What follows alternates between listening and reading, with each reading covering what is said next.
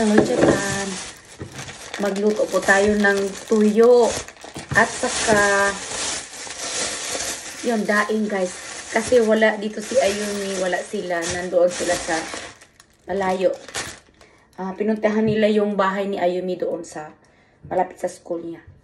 Kaya may chance akong magluto ng ganito guys kasi sa totoo lang ayaw talaga nila na magluto ako ng mga ganito kasi nangangamoy nga daw. Kaya chance ko, wala sila. Ayan. Dito sa Japan, merong mga ganito, mga Philippine food. Nasa Don Quixote. Alam mo ba kung magkano to dito? 500 yen. Siguro sa Pinas yan is mga kulang-kulang 300 pesos. Yun. Mahal. Mahal kasi ang bilihin. Yan po guys. Ito din tayo ng talong. 2 piraso lang. Ayan. Ang tuyo, ang bulad at saka yung itlog. Ay, hindi itlog eggplant. Ayan. Ang ating daing andun na. Ayan guys. Nag-waiting na lang tayo maluto. Ayan na po. Ready na po ang ating pagkain. Yung tuyo, dito ko nilagay. Tapos na siyang naluto guys. Takpan ko lang yan kasi para hindi mangangamoy masyado. Kumuha lang ako ng 1 piraso dyan. Ayan.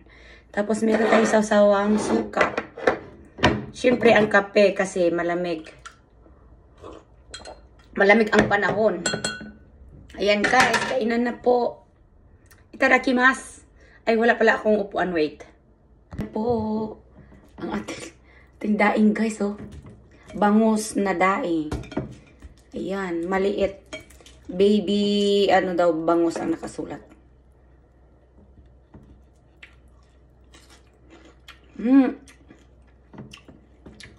Sarap. Ang ating, ano guys, talong.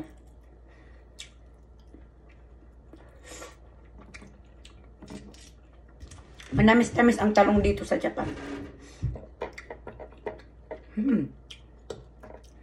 Paisa-isa lang ako sa isang araw ganito guys kasi mahirap na pag maano tayo. Laging kumakain ng maalat. Hindi maganda sa katawan pag laging maalat ang kinakain.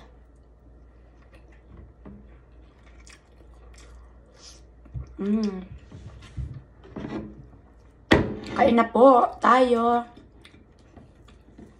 Kumuha na kayo ng ano dyan, pagkain.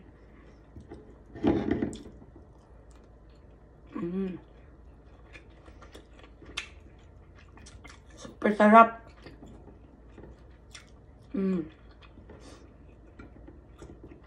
Ang haba na pala ng video ko.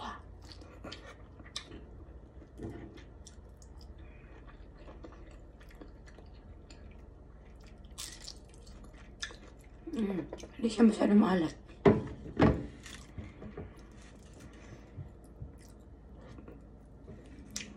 Ayan, may chance talaga akong magluto ngayon ng mga tuyo.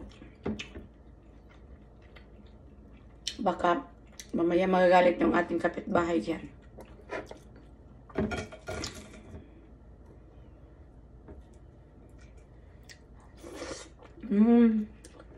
Ang sarap talaga guys. Mahaba na ang aking ano. Tapusin ko lang po to guys. Namnamin ko ang sarap ng daing at saka ito o talong at saka tuyo. Yun lang po guys. Thank you for watching. Bye!